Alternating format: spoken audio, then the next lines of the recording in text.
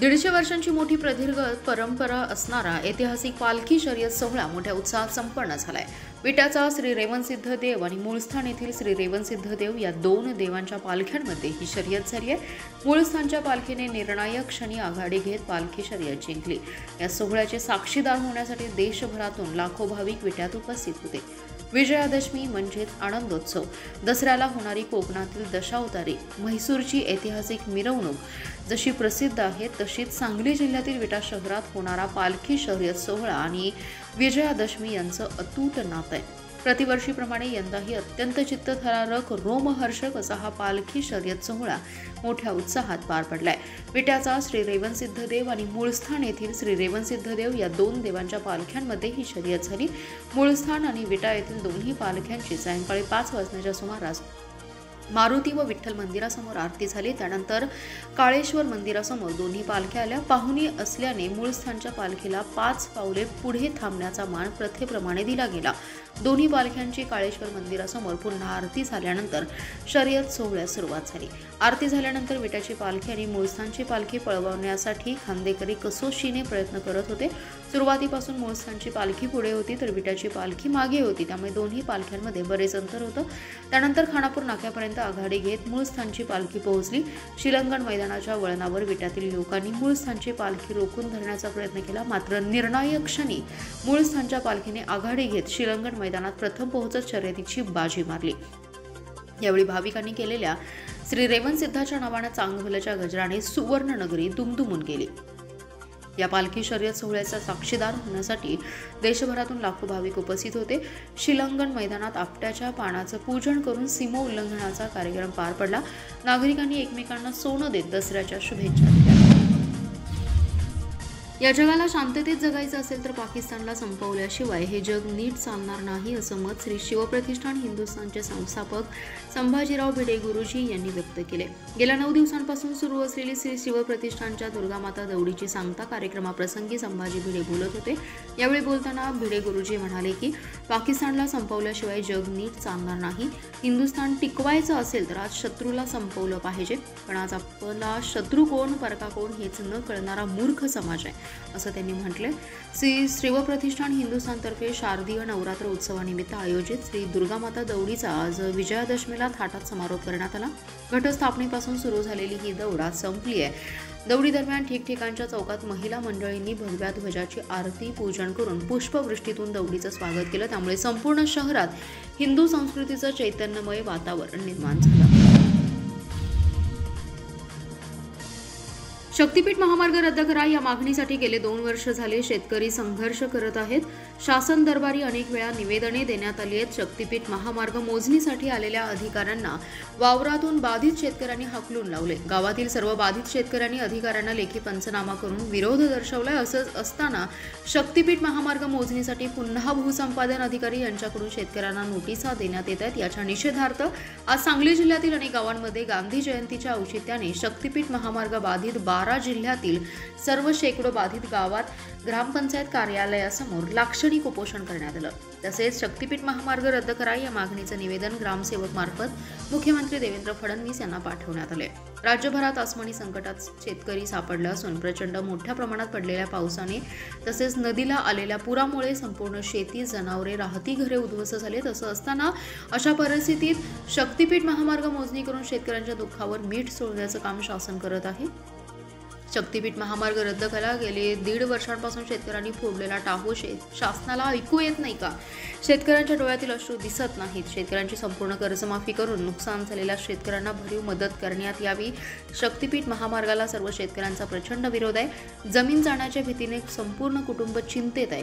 दिवाळीपूर्वी शासनाने अधिसूचना काढून शक्तीपीठ महामार्ग रद्द करावा आणि लाडक्या बहिणींना हीच दिवाळी भेट द्यावी अशी मागणी निवेदनात केली आहे। यावेळी सांगली जिल्ह्यातील तिसंगी, डोंगरसोनी, सावळस, गव्हाण, अंजनी, मने, राजुरी, कौलापूर आणि इतर गावातील शेतकऱ्यांनी आंदोलनात सहभाग घेतला।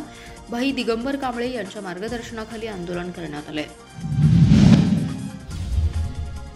तासगाव तालुक्यातील गौरगाव येथील एक बेपत्ता तरुणाचा मृतदेह गावाजवळील एका शेतात आज आढळलाय। घटनेची माहिती मिळताच तासगाव पोलिसांनी घटनास्थळी धाव घेतली। घटनास्थळाचा पंचनामा करून स्पेशल रेस्क्यू फोर्सच्या मदतीने मृतदेह शासकीय रुग्णालयात पाठवण्यात आलाय। शुभम संपत कदम असं मृत तरुणाचं नाव आहे। मृत शुभम हा आपल्या कुटुंबियांसह तासगाव तालुक्यातील गौरगावमध्ये राहत होता। गेल्या काही दिवसांपूर्वी त्याच्या कुटुंबियांनी तो बेपत्ता असल्याची फिर्याद तासगाव पोलीस ठाण्यात दिली होती। आज गौरगाव येथील एका शेतामध्ये घाण वास येत होता। नागरिकांनी जाऊन पाहिले असता एक तरुण कुजलेल्या अवस्थेत तिथे पडलेला होता। याची माहिती मिळताच तासगाव पोलिसांनी घटनास्थळी धाव घेतली। घटनास्थळी स्पेशल रेस्क्यू फोर्स पाचारण करण्यात आला। पोलिसांनी घटनेचा पंचनामा करून स्पेशल रेस्क्यू फोर्सच्या मदतीने मृतदेह पुढील तपासासाठी शासकीय रुग्णालयात पाठवला। घटनेची माहिती मिळताच गावातील नागरिकांनी गर्दी केली। शुभमच्या घरातील नातेवाईकांनी मृतदेहाची ओळख पटवली। पुढील तपास तासगाव पोलीस ठाणे करत आहेत। स्पेशल रेस्क्यू फोर्स सांगलीचे कैलास वडर, सागर जाधव, महेश गव्हाणे, मुस्तफा शेख, अक्षय नाईक यांचे पोलिसांना सहकार्य मिळाले। नवरात्र उत्सवानिमित्त श्री शिवप्रतिष्ठान हिंदुस्थानच्या वतीने काढण्यात येणाऱ्या दुर्गामाता दौडीची आज हजारो धारकऱ्यांच्या उपस्थितीत सांगता झाली आहे। गेले 9 दिवस सुरू असणाऱ्या श्री शिवप्रतिष्ठानच्या दुर्गामाता दौडीत हजारो धारकरी धावले। यावेळी सांगली मीडिया सर्व्हिसेसचे संचालक आणि उद्योजक धनेश शेटे यांच्या उपस्थितीत ध्वजपूजन करण्यात आलं।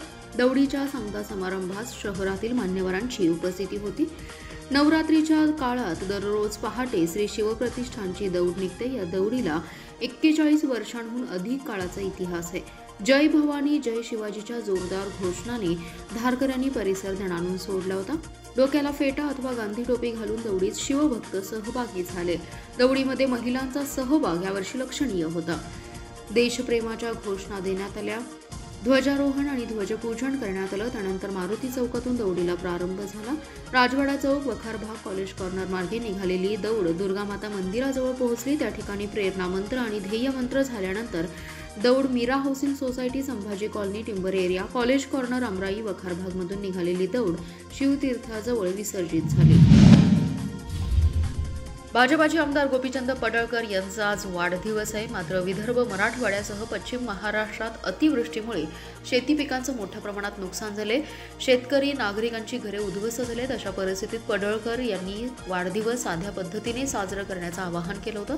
या आवाहनाला प्रतिसाद देत गोपीचंद पडळकर मित्र परिवाराच्या वतीने मराठवाड्यातील पूरग्रस्तांना अन्नधान्याचे किट्स पाठवण्यात आले। गोपीचंद पडळकर यांचे कट्टर समर्थक राहुल पुजारी यांनी हे धान्याचे किट्स तयार केलेत। यामध्ये जीवनावश्यक वस्तूंचा समावेश आहे। सांगलीतील सर्किट हाऊसमध्ये आमदार गोपीचंद पडळकर यांच्या उपस्थितीत मदतीचे किट्स पूरग्रस्तांना पाठवण्यात आले। पूरग्रस्तांचं मोठ्या प्रमाणात नुकसान झालं असून पडळकर कार्यकर्त्यांनी मदतीचं आवाहन केले। त्याला प्रतिसाद देत अनेकांनी जनावरांच्या चाऱ्यासह संसार उपयोगी साहित्याची मदत जमा करण्यास सुरुवात केली आहे। जसजशी मदत येईल तसतशी ती पुढे पाठवण्यात येणार असल्याची माहिती पडळकर समर्थकांनी दिली। सांगली महापालिका क्षेत्रात गेल्या 27 वर्षांपासून विकास हा केवळ नावालाच आहे। जनतेचे मूलभूत प्रश्न जैसे थेच आहेत। त्यामुळे सतत 2 ते 3 टर्म निवडून येणाऱ्या प्रस्थापित माजी नगरसेवकांनी आता नव्या चेहऱ्यांना संधी द्यावी या मागणीसाठी समाजवादी पार्टीच्या वतीने जिल्हाध्यक्ष नितीन मिरजकर यांच्या नेतृत्वाखाली गांधीगिरी पद्धतीने एक अनोखे आंदोलन करण्यात आले।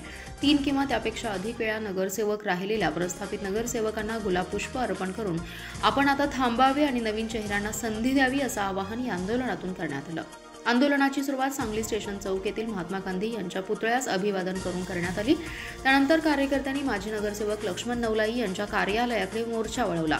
तिथे त्यांना गुलाबपुष्प देऊन वॉर्डचा, शहराचा विकास झाला तेवढा पुरेसा असून आता आपण थांबा, तसेच विधानसभा निवडणुकीसाठी प्रयत्न करावेत आणि नवीन चेहऱ्यांना संधी द्यावी असा संदेश देण्यात आला।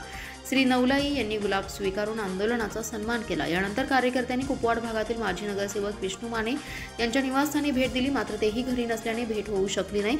अशा प्रकारे 3 माजी नगरसेवकांच्या घरी भेट देत समाजवादी पार्टीच्या कार्यकर्त्यांनी ठरलेल्या दिवशी आंदोलन यशस्वीपणे पार पडलं। या अनोख्या गांधीगिरी आंदोलनाची सांगली, मिरज व कुपवाड या तिन्ही शहरांमध्ये चर्चा रंगली। यावर्षी जिल्ह्यातील साखर कारखाने 100 दिवसांपेक्षा जास्त दिवस चालण्याची शक्यता नाही। पाऊस काळ जास्त आहे। यासारख्या अनेक समस्यांनी साखर उद्योग ग्रासला असला तरीही परिस्थितीवर मात करत आपण चांगल्या स्थानावर आहोत।